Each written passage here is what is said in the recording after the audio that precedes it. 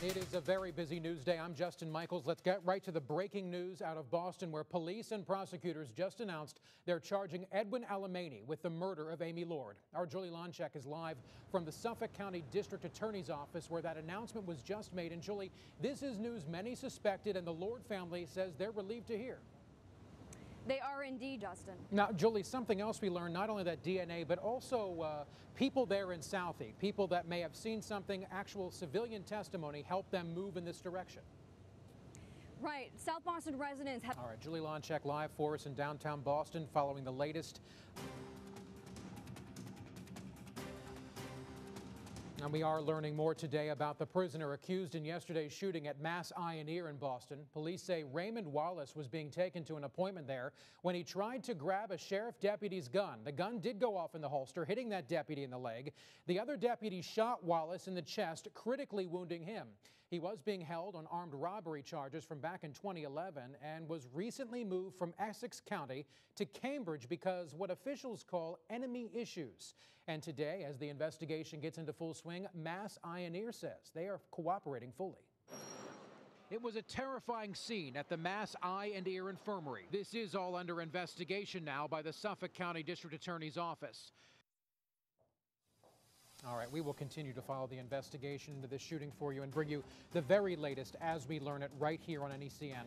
You can also find more detailed information and reaction online, as always, NECN.com.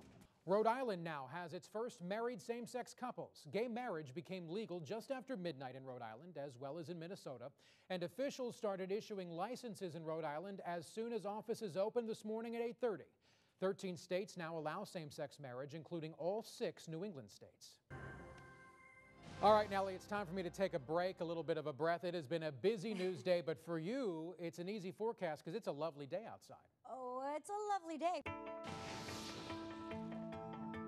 All right, it's a case that has really captured the attention of the entire country. 3 women held captive for a decade in Cleveland, Ohio. They're all rescued, and now they're working to rebuild their lives. And today they're getting a big piece of closure in this, as the man who held them captive is being officially sentenced. Jay Gray has more right now on that emotional hearing happening right now. Jay Gray for NECN. The news continues here. Admitted national security document leaker Edward Snowden is now out of a Moscow airport for the first time since June 23rd. His lawyer says he left the transit zone a few hours ago and entered Russia after authorities there granted him asylum for 1 year. Snowden's exact whereabouts are right now being kept secret because of security issues, and the U.S. is still demanding he be extradited so he can be prosecuted for espionage. But Russian President Vladimir Putin has dismissed that request. Putin previously said Snowden would get asylum in Russia as long as he stops leaking U.S. secrets. And Snowden's lawyers say he accepted that condition. And just last night, Britain's Guardian newspaper published another new report on U.S. intelligence from Snowden's information. His lawyer says Snowden gave that information before he promised to stop, and it reveals details of a U.S. intelligence program that monitors internet activity. It's a program called X-Keyscore and lets analysts instantly read emails, track live internet searches, and even read private Facebook messages. You want all the person's emails for a week, all their internet searches for a month, whatever it is, and it all pops up and you're just reading people's emails. Now, the NSA and White House insist those searches are limited and legal, but there's still a lot of anger from lawmakers on both sides of the aisle. And today, President Obama is meeting with a bipartisan group of lawmakers at the White House to talk about the privacy concerns in programs run by the NSA. The president's national security team is trying to keep its surveillance powers intact, but they're also acknowledging some limitations are inevitable.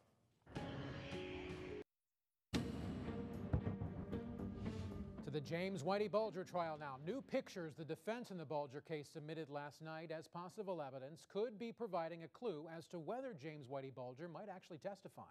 The pictures show a softer side of Bulger, often seen smiling alongside animals, but even if admitted, that doesn't necessarily mean Bulger will actually take the stand in his own defense. Meanwhile, Thursday, 2 more FBI agents took the stand testifying about concerns over leaks in the FBI. The defense has 6 more witnesses on its list. Police are searching a Connecticut lake for a fourth day today in connection with the Aaron Hernandez case. Now, teams from Massachusetts, also Connecticut, have been searching Pine Lake in Hernandez's hometown of Bristol, Connecticut. They tell our sister station WVIT they're looking for evidence in the murder of Odin Lloyd, and that does include the murder weapon. Hernandez has pleaded not guilty in this case. Stay with NECN, also NECN.com, also our sister station, Comcast Sportsnet, for the very latest on the Hernandez investigation. West Nile virus is showing up for the very first time this year in New Hampshire. State health officials say 2 mosquito pools in Pelham have tested positive for the virus. So the town will be spraying all parks, also schools, playgrounds, and athletic fields. There was 1 human case of West Nile virus in New Hampshire. This happened last year, but so far, none this year. Okay, you're looking right now live in Cleveland at Michelle Knight, one of the victims in the Ariel Castro catastrophe there. Listen to her right now and her victim impact statement. Days never got shorter. And 29. All right, you have been listening to live coverage inside the courtroom in Cleveland, Ohio, where victim Michelle Knight took the stand in her, just to give her side of things, a victim impact statement there during the Ariel Castro sentencing. He has pleaded guilty to 937 counts and stands life in prison plus 1,000 years. We'll have continuing coverage on all the news breaking today when we come back.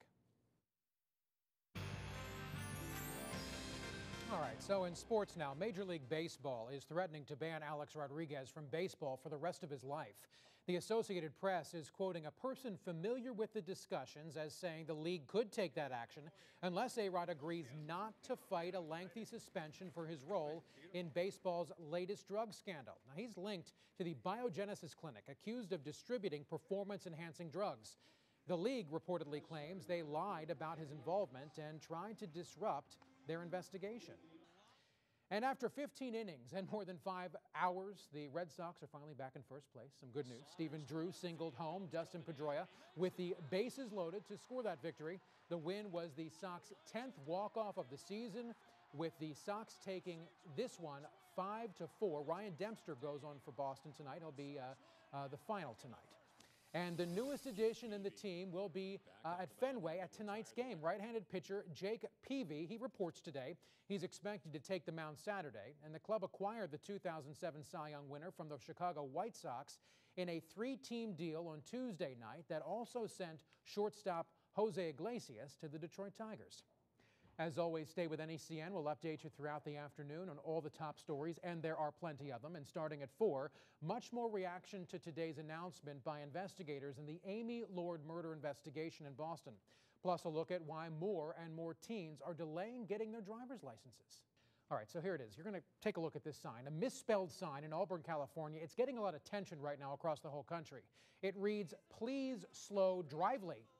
Get that? Please slow drively. But the property owner says the error is actually no mistake at all. He says the sign was a gift to the nearby school and is meant to get people to, wait, pause for a second, look at it more carefully, and as a result, slow down. My first intention was that she... What is this? All right, now others say they didn't even notice the change there. They didn't notice the misspelling. Please slow drively.